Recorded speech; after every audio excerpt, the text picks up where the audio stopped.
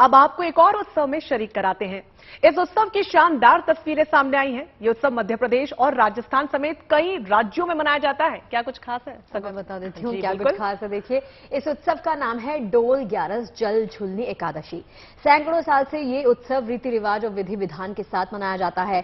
देश के कई राज्यों में इस उत्सव की धूम आपको देखने को मिल जाएगी। लोगों में उत्साह किस तरह से है, इस रिपोर्ट के जरिए जाने।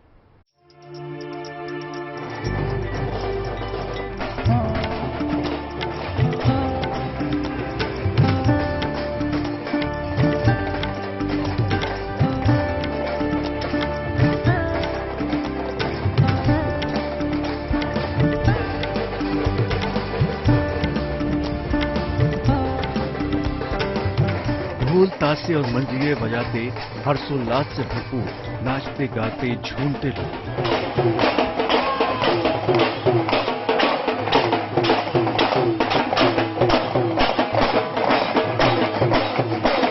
ये तस्वीरें मध्य प्रदेश के राजगढ़ की हैं और मौका है यहां धूमधाम से मनाए जा रहे ढोल ग्यारस जल झुलनी एकादशी के त्योहार का।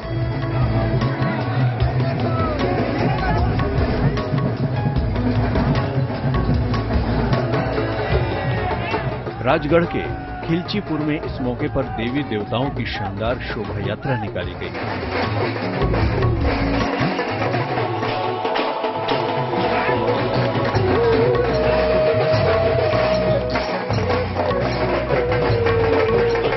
ढोल झांझ मंजीरे बजाते हुए श्रद्धालु 80 मंदिरों से भगवान को पालकी में लेकर गढ़गंगा नदी पर पहुंचे, पूजा अर्चना की और भगवान को स्नान कराकर वापस बैंड बाजे के साथ मंदिर पहुंचे। जुलूस में आसपास के देहातों से हजारों लोग शामिल हुए। सभी नाचते कूदते गाते गढ़गंगा नदी पर पहुंचे हैं। वहां पर भगवान को स्नान कराकर वापस नाचते कूदते बैंड बाजे के साथ अपने अपने धाम मंदिरों पर विराजमान किए गए हैं।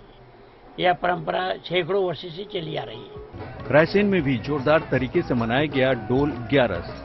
यहाँ भगवान श्री कृष्ण को पालकी में बैठाकर नगर भ्रमण कराया गया। श्री कृष्ण के साथ बलराम, माता यशोदा और रुक्मिणी को पालकी में बैठाकर घाट पूजन के लिए ले जाया गया। इस मौके पर रायसेन में एक अनूठी तस्वीर देखने को मिली। एक तरफ जहां शोभा यात्रा में आम लोगों ने नाचते गाते हुए हिस्सा लिया, वहीं इस दौरान मध्य प्रदेश के स्वास्थ्य मंत्री प्रभुराम चौधरी ने भी अखाड़े में उतरकर हैरत अंगेज करतब दिखाए।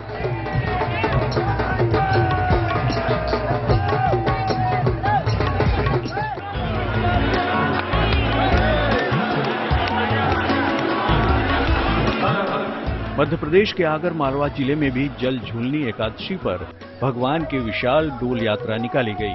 परंपरा के अनुसार भगवान की पालकी को नदी में 1 किलोमीटर से अधिक दूरी तक तैराकर स्नान करवाया गया और फिर वापस मंदिर में ले जाया गया। सिर्फ मध्य प्रदेश ही नहीं बल्कि राजस्थान के सीकर में भी जल झुलनी एकादशी पर देवी देवताओं की शानदार शोभा यात्रा निकाली गई और पहली बार एक साथ 35 मंदिरों के ठाकुर जी को जल विहार करवाया गया। सीकर में कोरोना के चलते पिछले 2 साल से जल झुलनी एकादशी के मौके पर इस कार्यक्रम का आयोजन नहीं हो पाया था, लिहाजा इस बार सामूहिक जल विहार का निर्णय किया गया। अब हर साल यह आयोजन सामूहिक रूप से ही किया जाएगा। इस तरह लोगों को एक साथ उत्सव मनाने और सारे मंदिरों के देवी देवताओं के दर्शन पूजन करने का मौका मिलेगा। राजगढ़ से पंकज शर्मा, रायसेन से राजेश रजक, आगर मालवा से प्रमोद कारपेंटर और सीकर से सुशील कुमार जोशी के साथ bureau report, good news today. बात सेंट्रल विस्टा एवेन्यू की कर लेते हैं। कल शाम प्रधानमंत्री मोदी इसका उद्घाटन करने जा रहे हैं। उद्घाटन के बाद इसे आम लोगों के लिए खोल दिया जाएगा। करीब 20 महीने बाद ये इलाका लोगों का स्वागत करेगा। जी बिल्कुल, लेकिन हम आज आपको उद्घाटन से पहले ही सेंट्रल विस्टा एवेन्यू के कुछ खूबसूरत नजारों का दीदार करवाने जा रहे हैं। सुंदरता, स्वच्छता, सुविधा, सजावट और सुरक्षा, सेंट्रल विस्टा का नया अवतार अपने अंदर सब कुछ समेटे हुए है।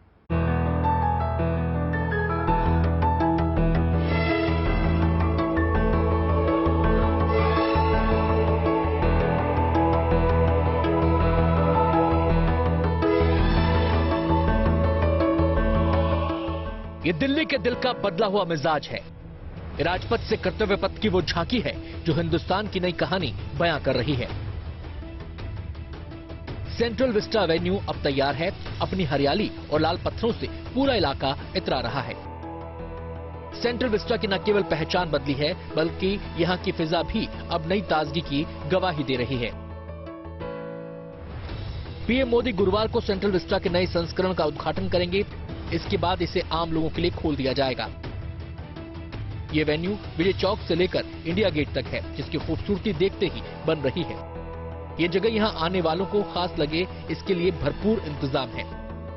फिलहाल यहाँ सुरक्षा कड़ी है। भारी भीड़ के मद्देनजर ट्रैफिक सिस्टम भी बदला जा रहा है। एक बार उद्घाटन हो जाएगा, उसके बाद अपेक्षा की जाती है कि जो पुराना रूप था राजपथ का, जो यहाँ पर लोग आते थे, लॉन्स में दोनों तरफ बैठते थे, यहाँ एंजॉय करते थे अपने परिवार के साथ, फिर से वो दृश्य देखने को मिल जाएंगे हमें। 8 तारीख को एक बार शाम में उद्घाटन हो जाए, उसके बाद कल्चरल प्रोग्राम का भी आयोजन है मंत्रालय की तरफ से। 9, 10, 11 3 दिन भी कल्चरल प्रोग्राम होना है। तो अपेक्षा की जाती है बहुत सारे लोग आएंगे जिनमें उत्साह है, जो पुराने दिन याद करना चाहते हैं। यहाँ साथ में पार्किंग अरेंजमेंट्स किए गए हैं, कुछ यूटिलिटीज बनाई गई है लॉन्स में दोनों तरफ, वेंडिंग एरियाज बनाए गए हैं जहाँ पर लोग जो छोटी छोटी चीजें खरीद के खाते हैं यहाँ पर, वो वेंडर्स यहाँ पर अप्रूव्ड लगेंगे। तो अपेक्षा की जाती है कि फिर से जीवंत हो जाएगा ये राजपथ। केवल जमीन से ही नहीं बल्कि आसमान से भी नया सेंट्रल विस्टा अपनी भव्यता की कहानी बयां कर रहा है। 19 एकड़ में नहर के इलाके को पुनर्विकसित किया गया है। यहाँ 16 पुल बनाए गए हैं। कृषि भवन और वाणिज्य भवन के पास बोटिंग की सुविधा भी है।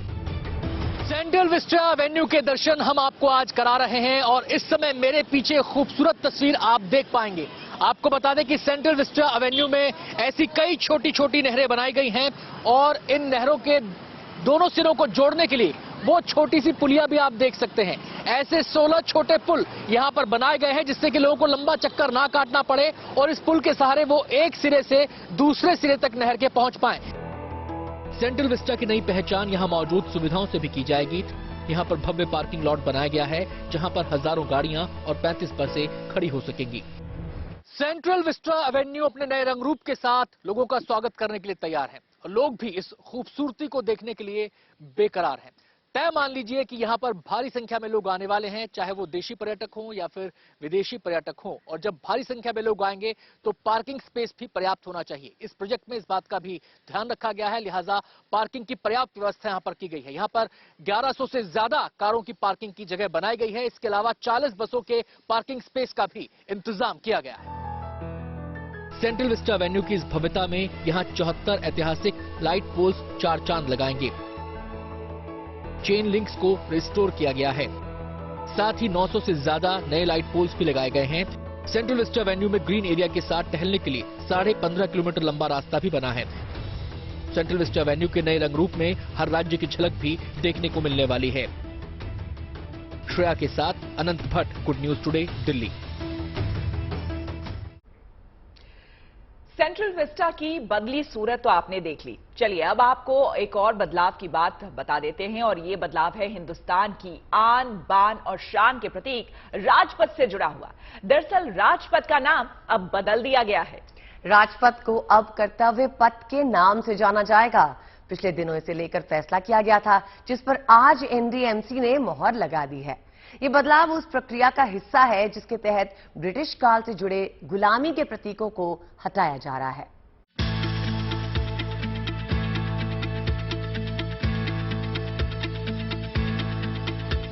अब राजपथ नहीं, कर्तव्य पथ कहिए जनाब। भारत के आन, बान और शान के प्रतीक राजपथ की सूरत ही नहीं, पहचान भी बदल गई है। पहले से ज्यादा खूबसूरत और भव्य ये पथ राजशाही का नहीं, अब कर्तव्यों का प्रतीक है। सेंट्रल विस्टा की ये शान अब कर्तव्य पथ पर निकल चुके नए हिंदुस्तान की पहचान है। नीति निर्माताओं, देश चलाने वाले राजनेताओं और आम जनता को उनके कर्तव्यों का एहसास दिलाने वाला मार्ग है। प्रधानमंत्री जी के कथा अनुसार इसका जो नाम है वो कर्तव्य पथ किया गया है। इस क्षेत्र का नाम कर्तव्य पथ करने का जो मायने है वो हर भारतीय के लिए है कि ये जो देश है, जो हमारी सबकी मातृभूमि है, उसके प्रति, एक दूसरे के प्रति हम कर्तव्य बोध में बंधे रहें। कर्तव्य पथ प्रधानमंत्री की उस मुहिम का नतीजा है जिसके तहत देश से ब्रिटिश काल के निशान मिटाए जा रहे हैं। इसका जिक्र प्रधानमंत्री ने स्वतंत्रता दिवस पर लाल किले की प्राचीर से भी किया था।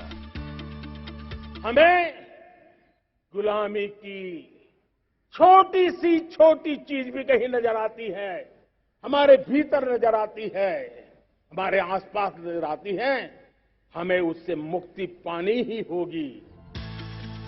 इसी अवधारणा के तहत अब इंडिया गेट पर नेताजी सुभाष चंद्र बोस की स्टैचू से राष्ट्रपति भवन तक का पूरा मार्ग कर्तव्य पथ के नाम से जाना जाएगा। 8 सितंबर को प्रधानमंत्री मोदी सेंट्रल विस्टा एवेन्यू का उद्घाटन करेंगे और 9 सितंबर को इसे जनता के लिए खोल दिया जाएगा। दिल्ली से राम किंकर सिंह और अभिषेक आनंद के साथ Anant Bhatt, good news today. और चलिए ऐसी खबर आपको दिखाते हैं जो सुनकर आपके मेरे इन लड़कियों के चेहरे पर स्माइल आ जाएगी। ये खबर है पश्चिम बंगाल के हुगली की रहने वाली एक युवती से जुड़ी हुई। इस युवती ने एक अनोखा सा रिकॉर्ड बनाया है और केवल रिकॉर्ड नहीं बनाया बल्कि लाखों रुपए भी कमा लिए हैं।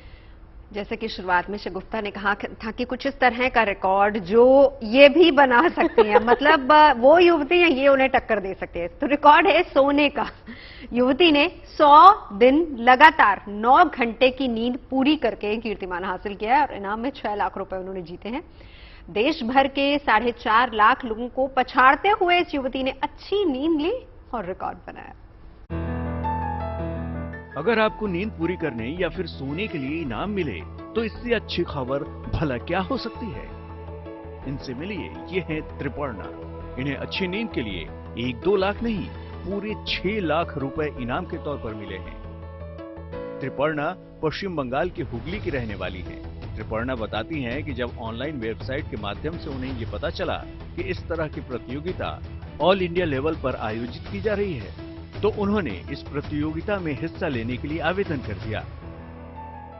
त्रिपर्णा ने लगातार 100 दिन 9 घंटा सोकर रिकॉर्ड बना दिया। इस प्रतियोगिता के लिए कुल 4.5 लाख प्रतियोगियों ने आवेदन किया था, जिनमें 15 प्रतियोगियों का चयन किया गया। इनमें से 4 लोगों को फाइनल स्तर पर प्रतियोगिता का विजेता बनने के लिए चुना गया। सभी को पछाड़ते हुए त्रिपर्णा ने सर्वश्रेष्ठ नींद में सोने का खिताब जीता है। हर कोई चाहता है कि थकान से थोड़ा आराम मिले और अच्छी नींद से शरीर तरोताजा हो, लेकिन भरपूर नींद लेने के अगर 6 लाख रुपए भी मिले तो इससे बड़ी गुड न्यूज भला और क्या हो सकती है। हुगली से भोलानाथ साहा के साथ bureau report, good news today. देखिए, अक्सर हमने आपको बताया कि हिम्मत और हौसले से क्या कुछ नहीं हो सकता है। चलिए एक ऐसी कहानी आपको हम दिखाते हैं जिसमें एक महिला की हिम्मत और हौसले की कहानी है, जिसने अपने मजबूत इरादे के दम पर अपनी किस्मत बदल ली है। जी हां, ये महिला 40 साल की है, लेकिन अपने लक्ष्य को हासिल करने के रास्ते में महिला ने उम्र को आड़े नहीं आने दिया और नए सिरे से जिंदगी में कामयाबी का रंग भरा। दरअसल देखिए, कोयम्बटूर में रहती हैं ये 40 साल की महिला हैं। इन्होंने अपनी उम्र को अपने इस काम में आड़े नहीं आने दिया। इस पड़ाव पर पावर लिफ्टिंग में करियर बनाने की इन्होंने ठान ली और इसमें वो बेहतरीन प्रदर्शन भी कर रही हैं। अपनी लगन और मेहनत के दम पर ये महिला राज्य स्तरीय प्रतियोगिता में गोल्ड मेडल अपने नाम कर चुकी हैं। आपको जानकर हैरानी होगी कि ये महिला पहले मेड का काम करती थी।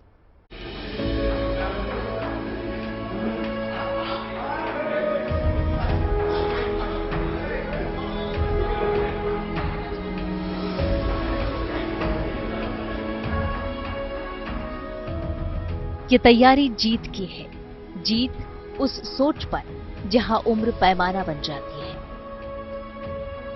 40 साल की उम्र में एक महिला का पावर लिफ्टिंग में करियर बनाने की सूचना आपको अटपटा लग सकता है, लेकिन कोयम्बटूर की मसीला मणि ने न सिर्फ ऐसा सोचा है बल्कि वो कदम बढ़ा भी चुकी हैं और दस्तावेजों में अब उनका नाम भी दर्ज होना शुरू हो गया है।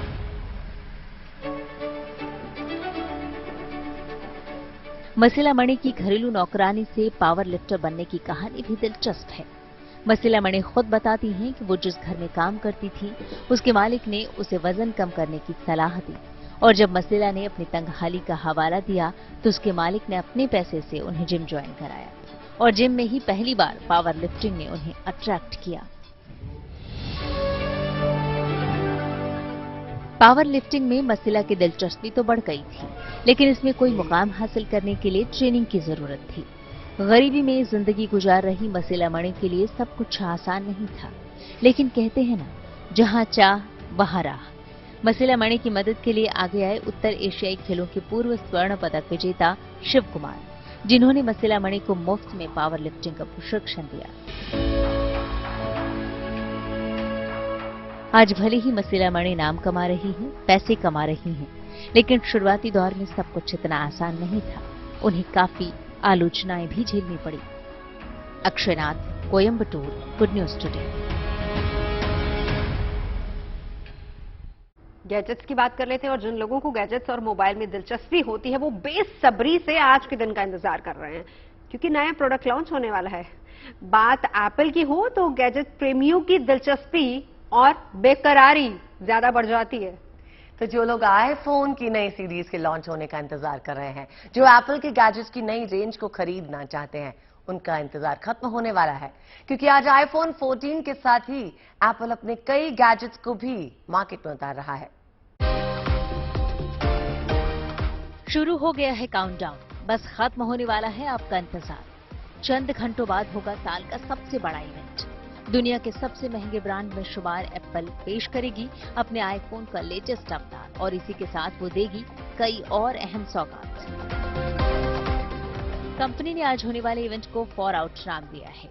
हालांकि इवेंट की जानकारी शेयर नहीं की गई है, लेकिन सूत्रों की माने तो वर्चुअल इवेंट में मोस्ट अवेटेड प्रोडक्ट आईफोन 14 भी पेश किया जाएगा। कंपनी के इस इवेंट को उसकी वेबसाइट, सोशल मीडिया प्लेटफॉर्म पर देखा जा सकता है। इसके अलावा ईयरपॉड्स, आई वॉच और आईपैड भी पेश कर सकती है। चर्चा के मुताबिक इस साल भी एप्पल 4 नई आईफोन मॉडल लॉन्च कर सकती है। हालांकि कहा जा रहा है कि इसमें मिनी वर्जन शामिल नहीं होगा। जो चर्चा है उसके मुताबिक आईफोन 14, आईफोन 14 प्लस या आईफोन 14 मैक्स और आईफोन 14 प्रो और आईफोन 14 प्रो मैक्स जैसे वेरिएंट हो सकते हैं। ये सभी मॉडल iOS 16 एक A16 बायोनिक चिप के साथ आएंगे, जो अपने पहले वर्जन की तुलना में बेहतर कैमरा और बैटरी का सपोर्ट देते हैं। कहा जा रहा है कि कंपनी नए आईफोन्स के डिजाइन में कई अहम बदलाव कर सकती है, लेकिन ये केवल प्रो मॉडल तक ही सीमित होगा। जैसे पहले कहा गया है कि प्रो मॉडल में एक ultra wide camera, always on display जैसी नई नई सुविधाएं होने की उम्मीद है। कंपनी इस बार आईफोन में सैटेलाइट कॉलिंग का फीचर जोड़ सकती है, जिसकी चर्चा लंबे समय से चल रही है। तो आप भी मोबाइल में रिमाइंडर ऑन कर लीजिए आज रात 10:30 बजे का, गैजेट्स की दुनिया के सबसे चर्चित मेगा शो के लिए। Bureau report, good news today. अब बात कर लेते हैं कुदरत की खूबसूरती की। जी हाँ, तपती गर्मी के टॉर्चर से परेशान लोगों के लिए गुड न्यूज है। जी हाँ, घूमने का शौक रखने वालों के लिए कुदरत ने बर्फीले मौसम की सौगात दे दी है। मनाली लेह मार्ग पर सीजन की पहली बर्फबारी हो गई है। देखिए, बर्फबारी से वहां का मौसम बेहद खुशनुमा हो गया है और पूरे इलाके को बर्फ ने अपने आगोश में ले लिया है, जिसका आनंद लेने के लिए दूर दराज से पर्यटक यहां पर पहुंच रहे हैं। बर्फ के बीच पर्यटक खूब मस्ती भी करते हुए नजर आ रहे हैं, खूबसूरत नजारों को कैमरे में कैद कर रहे हैं। आप भी देखिए कुदरत की इस खूबसूरती को।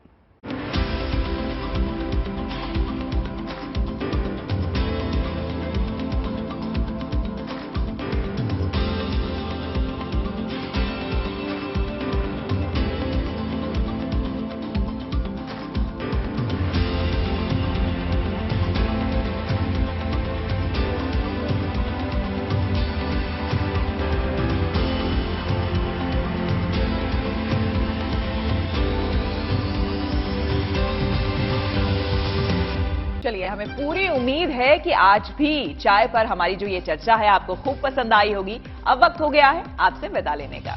देखिए, वक्त कैसा भी हो गुजर ही जाता है, तो हमारे जाने से आप उदास मत होइए। हम कल फिर लौट कर आएंगे ढेर सारी अच्छी खबरों के साथ, और हर नए दिन के साथ हम लाते हैं हमारे न्यूज रूम में पकने वाली अच्छी और पॉजिटिव खबरें। तो कल तक कीजिए इंतजार, मिलेंगे कल। देखिए, चाय तो आप रोज पीते हैं, पर चाय वाली लवली बातें और लवलीज यहीं तो मिलती हैं। यू मीन टू से मैं लवली हो गई हैं चाय तेरी पी के।